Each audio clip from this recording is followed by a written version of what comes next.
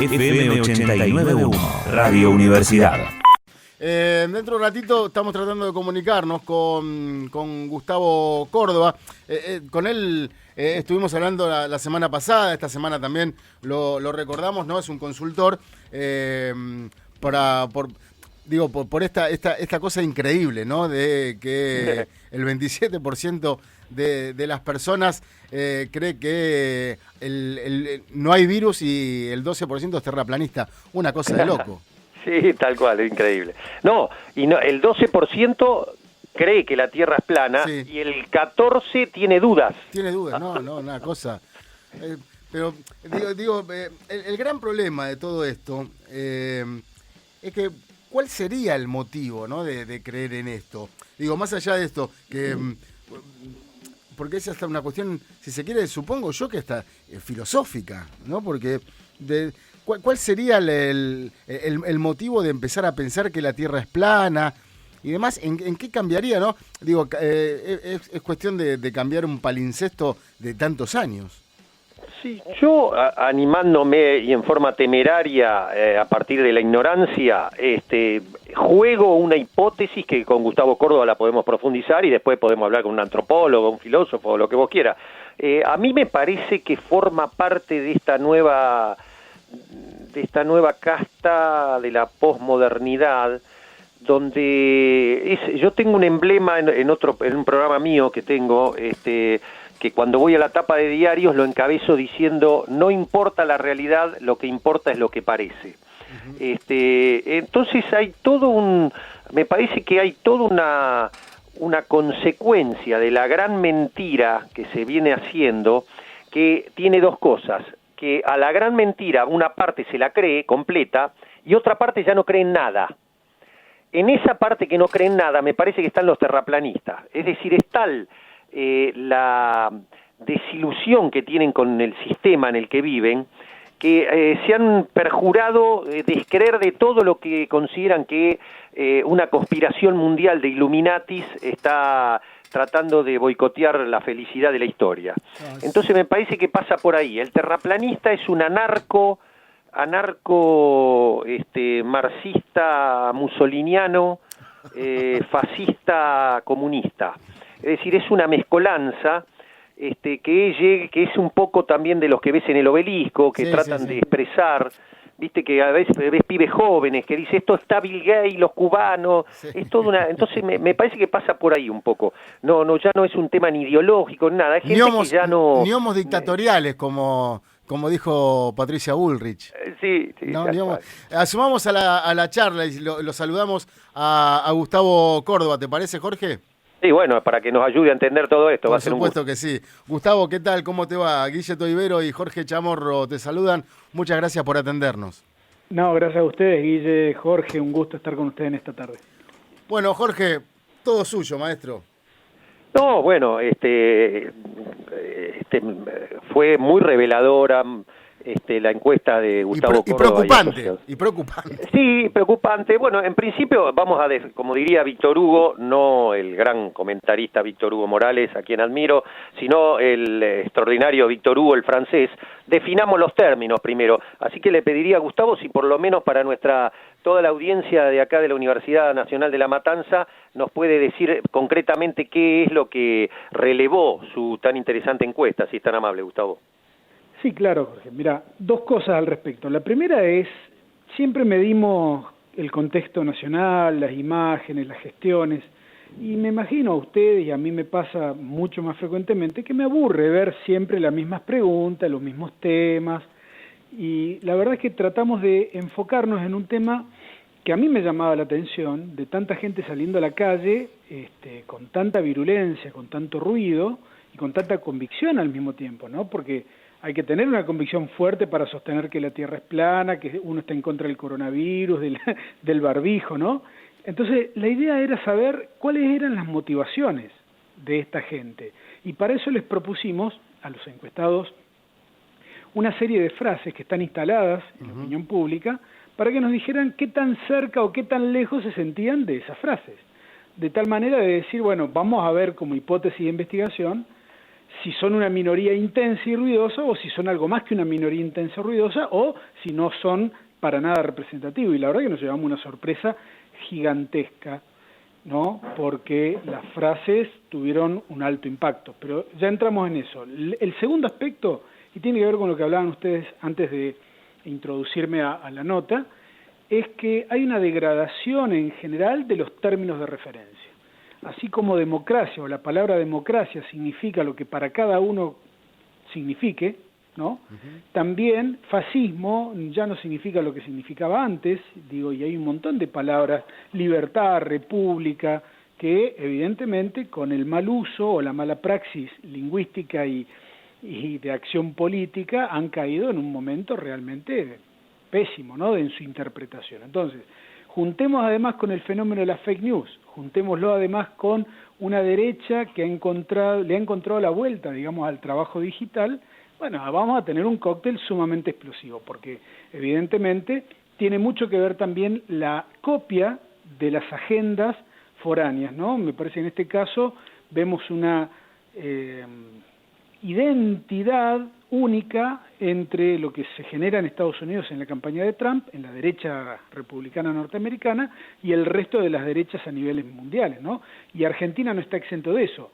Las declaraciones de Bullrich, de ayer o de hoy, marcan también que están trabajando la instalación, digamos, de la degradación del sistema democrático. No les importa el funcionamiento de las instituciones. Únicamente les importa defender sus intereses y eventualmente volver al poder. Entonces, qué interesante, perdón, Gustavo, para aclararle a la audiencia, el licenciado Córdoba lo que está haciendo referencia es que tanto en Estados Unidos como acá Bullrich, el senador, han dicho que Bullrich instalando la idea de que hubo fraude en las PASO, donde perdió por 20 puntos o 14 puntos el macrismo, cosa de dejar la semilla para la que viene, y Donald Trump directamente ha dicho que si ganan los demócratas puede llegar a desconocer el resultado por fraude. Es así, Gustavo, ¿no? Claramente. Entonces, bueno, en ese contexto es que nosotros le tiramos algunas frases a la gente, ¿no? Por un lado, la que tiró el presidente Fernández, que la dijo en un contexto de enojo y con ironía. Dijo, en la Argentina la cuarentena no existe. Bueno, un 52% de argentinos se sintió cerca de esa frase. Después tiramos, el aislamiento como método para evitar el contagio no sirve. También 45% de argentinos de acuerdo con la frase. Tiramos, el barbijo no sirve para evitar el contagio. También un 28% de acuerdo. Planteamos que el coronavirus era un invento de laboratorios y médicos y un 28% de argentinos también nos dio la idea de que se sentían cerca o muy cerca de esa frase. Pero cuando llegamos al punto máximo es cuando planteamos el tema de la tierra plana, ¿no? Porque evidentemente forma parte del discurso negacionista de estas épocas, a tenor y cabalgando sobre las fake news, y nos sorprendió que un 12% de argentinos dijera que se sentía cerca o muy cerca de esa frase, pero también hay que agregar ese porcentaje, un 14%, que termina sumando un total un 26%, que dijeron que no sabían, con lo cual la interpretación de esa respuesta es más o menos así. 1 de cada 4 argentinos entiende que la Tierra es plana, o se siente cerca de que la Tierra es plana, o no sabe si la Tierra es redonda, lo cual estamos hablando básicamente de lo mismo. Entonces, imagínense en un país con 45 millones de habitantes, tener el cuarto, es decir, más de 11 millones de habitantes, planteando que la Tierra es plana. Sí. Es escalofriante, ¿eh? No, y además les confieso que yo me olvidé, y lo vamos a medir en breve, en la cuestión de las vacunas, porque ahí también seguramente nos vamos a llevar un sorpresón extraordinario, porque evidentemente a partir de los cambios en las audiencias de medios tradicionales a medios digitales, que la pandemia ha acelerado aún más ese fenómeno, estamos viendo cómo los sectores de menor nivel educativo y los sectores de menor edad, que son los que más consumen justamente los titulares de medios digitales o de redes sociales, son los que en general tienen una correlación más fuerte a pensar que la Tierra es plana. Entonces, ni me quiero imaginar lo que va a dar el tema de las vacunas. El dilema aquí es un discurso anticiencia, claro y concreto, instalado desde la derecha, digamos, mundial, tratando de socavar un discurso racional de la política, hay también un ataque a la metodología del sistema educativo, claramente. Digo, tener uno de cada 4 argentinos que piensan que la Tierra es plana es la magnitud del fracaso del sistema educativo en general. Y nos debería hacer repensar algunos procesos de cómo la gente se informa, porque ¿por qué le perdimos el miedo, por ejemplo, al contagiarnos de coronavirus? Porque la gente es mala, porque la gente no entiende, no, básicamente porque desde el lado de los que emitimos o emiten los mensajes, hay muchos mensajes que son incongruentes. Un gobierno dice una cosa, la televisión dice otra, un medio masivo dice otra, el gobierno provincial dice otra cosa, el gobierno municipal no dice nada, entonces es un cocoliche, es como que le hablaran en esperanto a la gente y nadie entiende nada. Por lo tanto, ante eso, le perdimos el miedo al coronavirus y estamos en la calle, que es lo que estamos viendo desde hace un tiempo, y fíjense qué difícil que es para el interior del país. Al principio todos hicimos cuarentena porque el AMBA estaba con niveles de contagio récord. Hoy que el interior del país requiere ir a una medida de restricción cada vez más fuerte, es imposible porque a nadie se le cruza por la cabeza la idea de volver a empezar con semejante nivel de rigurosidad, porque ya prácticamente es imposible porque, insisto, le perdimos el miedo al coronavirus y además no confiamos en el discurso, digamos, de los gobiernos. Gustavo, corregime si me equivoco en esto, pero ¿tiene un correlato esto con quizás obviamente como vos dijiste, es una derecha muy fuerte, pero tiene un correlato con lo que se expresa en las urnas cada vez que uno va a votar? Digo, porque vos hablás de un 27, un 28, un 30%, ponele, y que es más o menos la parte dura que es o del antiperonismo o de la gente que no quiere el sistema democrático. Sí, agregarle además una pizca de picardía, porque ellos lograron instalar la idea de que el pobre puede ser de derecha, pero la izquierda no puede tener un iPhone, ¿no es cierto? Uh-huh. Han sido muy hábiles en instalar esa falsa contradicción, y además, te diría, han logrado algo que en términos generales es muy difícil de lograr, ¿no? Que es la de instalar de nuevo un voto clasista. Sobre todo el voto Cambiemos es un votante que absuelve a la gestión anterior de los resultados de su política económica o de su política en general. Uh-huh.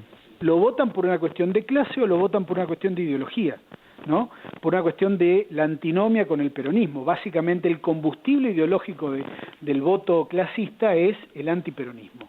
Entonces, con esos logros, ellos saben que tienen, dependiendo la cara que pongan adelante, entre un 30 y un 40%. Sabiendo además que el radicalismo perdió su rol centrista, ¿no? Básicamente, ya no es la causa contra el régimen, no es la causa de los desposeídos como era con Irigoyen, ahora es otra cosa, ¿no? Ahora defienden, digamos, los intereses, digamos, de las corporaciones o de los millonarios. Entonces saben que no tienen una fuga por el centro, entonces a ellos el negocio les pasa por polarizar. En la medida que ellos logren polarizar y logren de algún modo subir su discurso opositor, no importa si lo hacen bien o lo hacen mal, no importa si esa oposición es buena o es mala. Comparen, por ejemplo, dos momentos históricos: el comienzo de la gestión Macri, cuando el peronismo, y digo entre comillas o entre paréntesis con algo de culpa, les dio gobernabilidad y les votó las leyes que necesitaba Macri para gobernar. Comparemos con estos 2 primeros años de Alberto Fernández, donde la oposición está retaseando prácticamente en todos los niveles todo. Tienen su propia agenda, tienen su propia lógica, no están colaborando. Al contrario, si uno ve las declaraciones de los principales referentes, tomemos por ejemplo a los dos que tienen apellido Bullrich. Uno dijo que las elecciones fueron un fraude y otro dijo que estaban preparados para asumir el poder en el 2021. Sí, una locura. Es cierto, es cierto. Pero con respecto a lo que pasaba hace casi 5 años atrás, cuando asumía el gobierno, me da la impresión de que utilizaron los métodos como se dijo en algún momento, la Banelco, y en otros casos el carpetazo, ¿no? Como para conseguir algunos votos, como se me ocurren a algunos diputados o algunos senadores que le han votado las leyes. Sí, es muy, te diría, poco democrático el nivel de sus declaraciones, siembran muchas dudas de la convicción democrática Y de verdad que me parece que en un contexto de crisis como el que tenemos hoy, por los 4 años de mala praxis de su gobierno, más el impacto de la pandemia, más los propios errores también del gobierno nacional, no conforman un panorama potable para una mayoría de la gente, ¿no? Digo, esto de exacerbar las contradicciones de un país, uno podía verlo, por ejemplo, en el trotskismo, ¿no? Que es su modo de ver la política, pero no en los que fueron gobierno hasta no hace mucho tiempo atrás. Claro. Vos hace un mes más o menos hiciste una encuesta también en la que el 58% de los encuestados decía que el gobierno nacional todavía tiene una aprobación. ¿Crees que se mantiene? En este mes nosotros lo registramos cerca del 52,9%, es decir, ha continuado la tendencia de perder 5 o 6 puntos mensuales, pero aún conserva, digamos, un piso alto de apoyo. Comparemos, por ejemplo, con Piñera en Chile, que tiene 15 puntos de aprobación, comparemos con Bolsonaro, que tiene apenas 30. Digo, me parece que el gobierno está todavía con un volumen de apoyo simbólico muy fuerte. Lo que me preocupa a mí es la dirección, o al menos la percepción de en qué dirección está yendo el gobierno o el país, ¿no? Que ahí es donde, en nuestra última investigación, un 50% de los argentinos cree que vamos en dirección incorrecta y solamente un 39% que vamos en la dirección correcta. Me parece que ahí es donde uno puede ver que el gobierno por allí es medio flojito a la hora de la discusión de la agenda diaria, ¿no? En eso yo veo a la oposición mucho más armada, es mucho más coherente, tienen un plan anti todo y lo están ejecutando, digamos, con un nivel de precisión y con un apoyo mediático realmente formidable. Jorge. Como politólogo, ¿qué te gustaría, qué mensaje y qué rumbo más concreto, de acuerdo a tu idea, debería tener el gobierno? Primero, entender que hay una dimensión comunicacional que es indescindible de la política. Hoy no se puede pensar en una comunicación gubernamental que no sea profesional, que no sea abarcadora, que no esté segmentada, que no tenga una generación de contenido para todos, y eso hoy nosotros no lo estamos viendo en el gobierno nacional. Aspiraría a que ellos tengan una dimensión de esto, porque evidentemente vos no podés esperar con inocencia que los medios registren tus buenas noticias. Esto no funciona de esta manera. En el mundo de hoy, con las fake news fabricadas a nivel industrial, digo, lo que tiene que haber de parte de los gobiernos en general es una actitud de buscar el consenso por sus propios medios. Esto significa comunicación 1 a 1, posiblemente, significa pasar por arriba de algunos medios de comunicación y tener propios medios de comunicación, posiblemente, pero lo que sí me gustaría es que hubiese o que tuviese el gobierno otro tipo de iniciativa. Esperar a que los medios registren y después quejarnos porque los medios no nos cubren o porque los medios mienten, a mí me parece que eso es una retórica que al momento del país no le sirve para nada. Pregunta, ¿me permitís, Guille, una? Por supuesto. ¿Estamos con tiempo? Sí. Es un placer. Ahora que lo tenemos que exprimir a Gustavo. Sí, porque la verdad que es muy interesante, muy interesante. En términos de clivaje, el combo perfecto entonces para la oposición sería no solo mantener esa unidad del antiperonismo, sino la máxima expresión sería lo que lograron en el 2015, que sería dividir al peronismo. ¿Esto lo ves como algo posible? Y lo veo cada vez más concreto, porque, a ver, analicemos. A pesar de que hoy es un eje que están instalando ellos, ¿no? Fíjate que muchos medios y muchos dirigentes políticos están hablando de las elecciones presidenciales del 2023 como si fuese a suceder dentro de, no sé, un par de meses. Y faltan 3 años. En este país 3 meses es larguísimo plazo, ¿no? Pero no obstante eso, la oposición tiene por lo menos 4 a 6 perfiles nacionales instalados hoy en términos de opinión pública.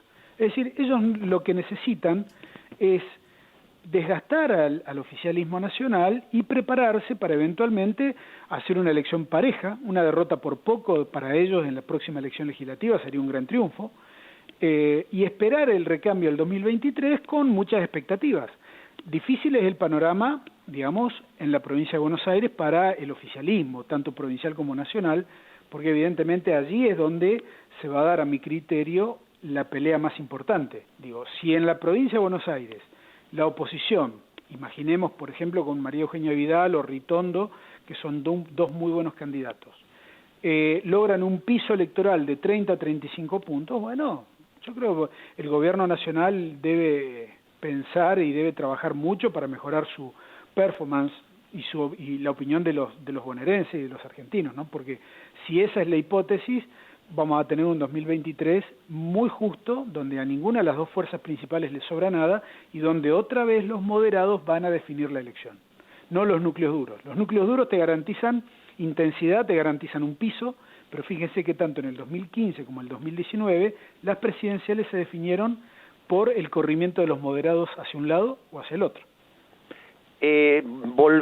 Sugerirías, si te tuvieras a cargo la política comunicacional del gobierno, sugerirías en algunos temas vitales volver a cadena nacional donde el presidente y o un ministro en forma muy didáctica, clara y sencilla le explique las medidas a la gente? Por supuesto que es una alternativa, pero déjame pensar en voz alta de lo siguiente. Eso es un instrumento. Lo importante antes de definir con qué instrumento es definir la estrategia y una narrativa y tener un relato, un mito de gobierno o algo que explique de manera simbólica tu proyecto político de gobierno a la sociedad.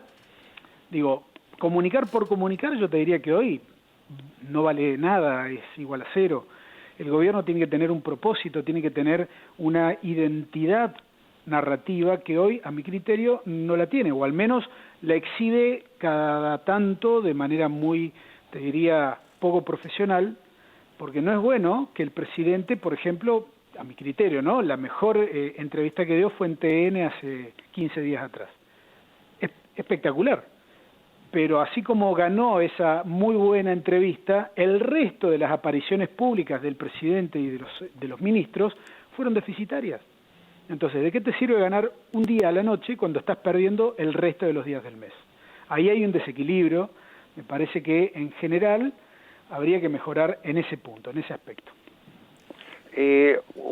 Por mi parte, una última, y de paso, seguramente por la experiencia, por el análisis político, si bien es un tema de los teóricos de la comunicación, pero a todos los que estamos en esto nos encanta cavilar sobre el tema. Yo tengo una pequeña duda allí, Gustavo, que la he compartido siempre con las audiencias, y es si verdaderamente Clarín y La Nación generan sentido común, subjetividad, agenda, o otra alternativa, en realidad lo que hacen es responder con más intensidad o menos intensidad a un núcleo histórico, ideológico, no sé, de la Liga Patriótica, de Unitario, que es muy fuerte en la Argentina y que tiene esas ideas, tal vez no cristalizadas, ayudadas por los medios, y la tercera, entonces, me contesto a mí mismo y digo, existe una sedimentación del público que termina creyendo que piensa auténticamente y en definitiva después de 30 años de leer un medio o de ver un medio terminó pensando como ese medio. No sé si estás de acuerdo con alguna de las tres. Es complejo. Los cientistas sociales solemos apelar al embudo causal cuando no hay o no observamos una única causa y son varias que concurren al mismo tiempo a producir un fenómeno determinado, ¿no? Claramente que la potencia comunicacional del Grupo Clarín más el Grupo La Nación tienen algo que ver, indudablemente. Digo, el país respira las noticias que se generan en Capital Federal. Nosotros en el interior estamos mucho más informados de las veredas que rompe y arregla la reta que las que rompen y arregla nuestro propio intendente en el interior. Entonces, claramente tienen un rol y tienen un papel. Ahora, si no trabajasen tan bien los prejuicios, ¿no? Que ahí parte la base de la fake news, ¿no? Hay una investigadora, Natalia Aruguete, que está distinguiendo hoy entre la false news de la fake news. Ella dice que las false news son aquellas noticias que los medios suben para tener una primicia sin haberlas chequeado demasiado previamente. En cambio, la fake news propiamente dicha, Natalia Aruguete sostiene que son aquellas que se producen a propósito para producir un daño político determinado. Lo que estamos viendo hoy es que hay una evolución, es como una industria, la fake news, que está generando un movimiento extraordinario y está disponible incluso para los grandes medios. Fíjense, por ejemplo, analicen el encuadre que le dio el Grupo Clarín a la disputa que ha tenido el gobierno argentino con el gobierno boliviano, ¿no? Clarín trata a la presidenta de Bolivia de facto, la trata como la presidenta Yáñez, y al gobierno argentino dice el gobierno kirchnerista. Entonces, claramente desde ese encuadre, Clarín está proponiendo una pelea semántica que el gobierno no está respondiendo acabadamente bien. Es como que en el día a día hay una debilidad del gobierno que deja que le instalen los marcos de interpretación estos grandes medios, y no hay una equivalencia de parte del gobierno de instalar esos ejes de discusión, ni por sí, ni por el gabinete de ministros, ni por el jefe de gabinete, ni por ningún otro funcionario. Yo ahí es donde veo yo una debilidad. Te digo algo que yo lo planteé esto con sectores de medios del kirchnerismo, del gobierno, con sectores del gobierno, les planteé esto y me contestaron: no queremos volver a cometer el error del cristinismo que se pasó contragolpeando y golpeando con el Grupo Clarín los últimos años y lo terminó victimizando. No vamos a victimizar al Grupo Clarín, vamos a ir por otro lado. ¿Qué pensás? No tengo demasiados elementos para una respuesta tan rápida. Sí digo que los contextos cambian, los contextos actuales difieren muchísimo de los contextos anteriores, todo se resignifica. Digo, me parece que la actualidad es lo suficientemente importante, la marcha del gobierno es lo suficientemente importante como para generar un volumen comunicacional importante, y eso yo hoy no lo veo. Desde el Vamos, por ejemplo, analicemos el eslogan de la marca gobierno, ¿no? Unidos. Argentina unidos, Argentina unida. Nosotros lo medimos, preguntamos a la gente: ¿usted cree que hoy la Argentina, desde la pandemia, desde el arranque de la pandemia, estamos más unidos o estamos más desunidos? Y solamente un 30% nos contestó que se sentían más unidos que antes. Un 60% desaprobó esa frase, ¿no? Entonces, lo que mínimamente tiene que entender el gobierno es que tiene que pararse sobre episodios o sobre conceptos de opinión pública mayoritarios. No tiene que ir a contrapelo, digamos, de la opinión generalizada. Ahí es donde me parece que hay algunas desconexiones, ¿no? El lenguaje, la narrativa que utilizan algunos ministros no se condice con la de otros. Hay ministros a los cuales no se les conoce la voz directamente ni la cara, no tienen un protagonismo, y de verdad que me parece que el gobierno tiene iniciativas que son muy valorables, pero no tiene la fuerza de sostenerlas ante la opinión pública. De hecho, el ministro Guzmán, que en la previa del arreglo con los bonistas extranjeros y los bonistas argentinos fue tratado poco menos que de cadete por los principales medios, entre ellos Clarín y La Nación, se ensañaron con él por lo de la zaraza de estos días. Pero evidentemente es el gobierno el que no logra sostenerlo en términos discursivos de opinión pública, ¿no? El mensaje a todos sus votantes. Ahí es donde me parece que fallan. Yo no digo que tienen que volver a hacer lo que hacían durante el gobierno de Cristina, porque es otro contexto, otro gobierno y es otra oposición también. Pero sí creo que deberían profundizar un poquito más el trabajo de equipo, incorporar más profesionales. Generalmente la presidencia de un país es la que tiene los recursos y los medios disponibles como para generar una comunicación profesional, ¿no? Y evidentemente este gobierno necesita hacerlo cada vez más fuertemente. Gustavo, antes de saludarte te quiero preguntar cuándo va a ser la encuesta esta de la antivacuna, así estamos atentos y te llamamos.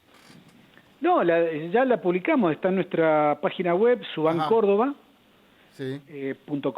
Ahí está.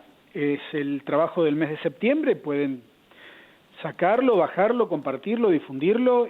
Nosotros la semana que viene vamos a difundir de esa misma encuesta una segunda parte que tiene que ver con el populismo y los límites de la democracia, que también es muy interesante, no les quiero adelantar nada, pero vamos a tener el concurso de algunos intelectuales de renombre como María Esperanza Casullo, Mario Riorda, Luis Tonelli, Andrés Malamud. Vamos a juntar a varios analistas o intelectuales de la comunicación para analizar este fenómeno, porque realmente, y volviendo a lo que decían ustedes al principio, los términos, las palabras que identifican cosas que para nosotros a lo mejor están claras, se han degradado de una manera notable en este último tiempo y tenemos que empezar a trabajar por resignificarlas.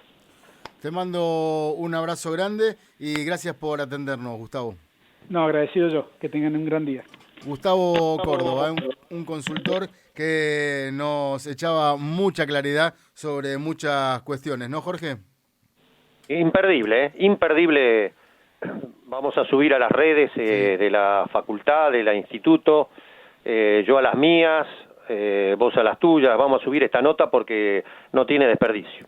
Desde la Universidad Nacional de La Matanza, Radio Universidad FM 89.1. Siempre cerca.